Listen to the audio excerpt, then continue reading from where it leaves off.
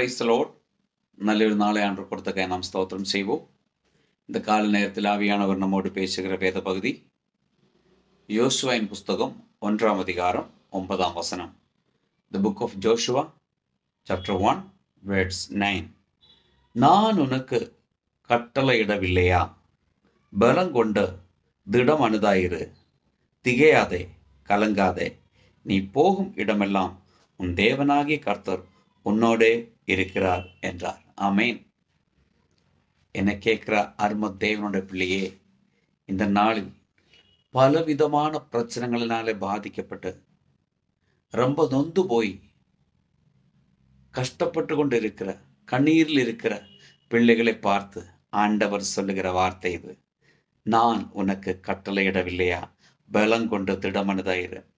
யாரும் ஆதரவு இருக்காதுங்க.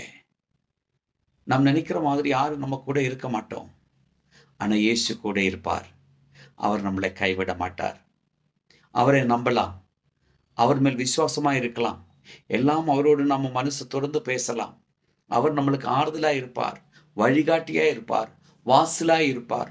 உறுதியான முடிவுகள் எடுக்கும்படிக்க நம்மளை பலப்படுத்தி நடத்தும்படிக்காக அவர் நம்மளுக்காக இறங்கி வருவார். நிச்சயமாக இந்த வசனம் விசுவசித்து இன்னைக்கு நாம் தியானம் பண்ணுவோம், ஜெபிப்போம். நல்ல ஆண்டவரை நன்றி செலுத்துகிறோம். இந்த கால நேரத்தில் இன்னைக்கு கேட்கிற ஒவ்வொரு பிள்ளைகளே இந்த வசனத்தின் படி பிதா குமார் பரிசுத்தாவின் நாமத்தில் ஆசீர்வதிச்சு ஜெபிக்கிறோம். இயேசுவின் நாமத்தில் பிதாவே.